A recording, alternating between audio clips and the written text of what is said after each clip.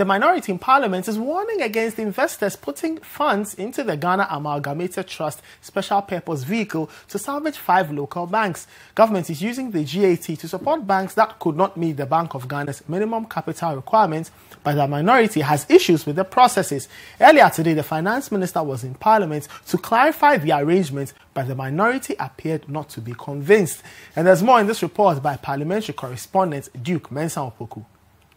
The request for a 2 billion Ghana cedi sovereign guarantee for the Ghana Amalgamated Trust was considered by the House after the chairman of the Finance Committee presented his report, which recommended that the arrangement be approved by a majority decision.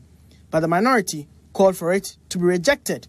Here's why. Mr. Speaker, even if I don't know finance, I will go and buy a government bond of 5 years for 20%. Mr. Speaker, every 6 months, I will collect my interest of 20%. I will invest that again for another 20%. Mr. Speaker, by the time I roll over this investment for 5 years, I would have garnered almost 5.9 billion. Mr. Speaker, why would you go and risk my money for an investment that will give you only 4.1 billion? Government, however, justified this decision to use the vehicle of GAT to salvage the local banks in question. We as Ghanaians must begin to take charge of our destiny. So this is a very worthwhile objective. I've not spoken about the potential job losses if you allow these companies to go kaput. Welcome back. The Education Ministry with its allied agencies today took their turn at the sitting of the Public Accounts Committee of Parliament.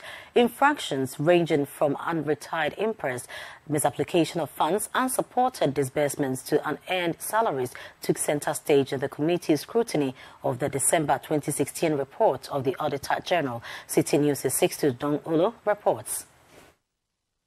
Dramatic is perhaps the single most appropriate word to describe today's proceedings at the Public Accounts Committee. District, municipal, and metropolitan education directors and their chief accountants at various instances sought to distance themselves from the damning findings in the December 2016 report. The accountant of the Jrapa Municipal Education Directorate, Christo Kumbabang, took the committee by surprise when he declared Thomas Aquinas Dakra, a principal superintendent too, missing.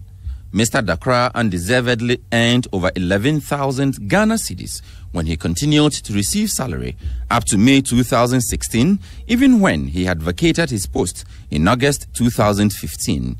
But the accountant, Christo Kumbabang, told the committee that Mr. Dakra could not be traced within the system. 17 colleges of education in the Greater Accra region have also been cited for an over 438,000 Ghana cedi debt, which they say they cannot pay. The debt was accrued from the purchase of textbooks, learning manuals, syllabi, and training services for untrained teacher diploma in basic education. Now, away from that, court buildings and other judicial service infrastructure in the Western region have not seen any significant improvement despite a plea from the Chief Justice to MMDAs to use part of their resources to refurbish the courts. The Chief Justice, who toured the region 2 months ago, complained about the poor state of some court buildings and said they were not suitable for justice delivery. Some dissatisfied lawyers and patrons of the courts have also been speaking to City News Western Regional Correspondent Akwesi Ejianim. Even though the Western region has been split with this referendum into Western North and the Western region, the region, which has over 3 million population, has just 32 courts, including the High Court, the District Court, the Circuit Court, and the other divisional courts.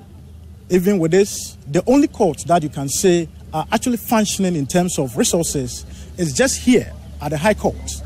Lawyers are not happy with the state of resources, which they claim is really impeding proper judicial service.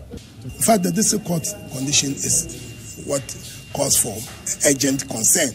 The heat in the courtroom. Sometimes you just can't believe. Even have you been to the Circuit Court, Takoradi, Circuit Court A? The place is virtually dark. Over here at the Takoradi Market Circle District Court, where the Nigerian suspected kidnapper who actually broke jail and his case is actually being looked at here in this court. It's looking very clean, well painted, and the ceiling looking very good. But the problem here is that the court's proximity to the Market Circle is the problem to people who patronize here. Demonstrations by students of the University of Education, Winneba, have entered a second day with an ultimatum to school authorities to restore all dismissed lecturers within 72 hours. Our Central Regional correspondent, Calvis Tete, has more in this report.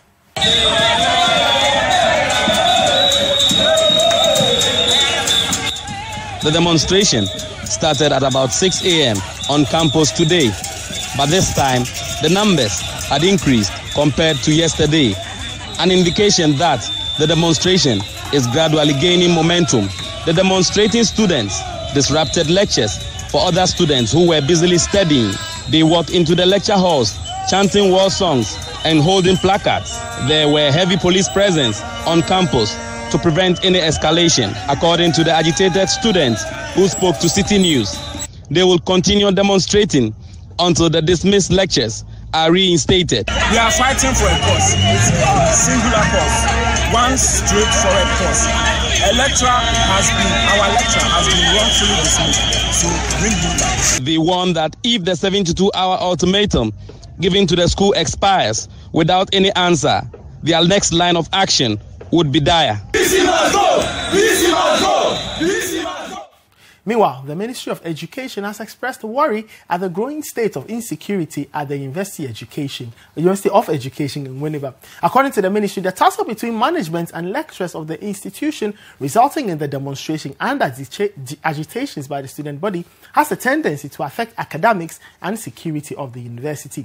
In an interview with City News, the Minister of Education in charge of tertiary, Professor Kwesi Yanka, revealed that government would be forced to issue a statement if the conflict was not resolved in the coming weeks.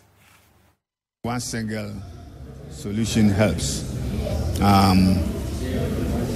We as a country, we as universities need a climate of peace, stability and tranquility to enable serious academic work to be successfully prosecuted. Any situation that disturbs the peaceful climate in which students operate, in which lecturers do research, ought to be immediately arrested.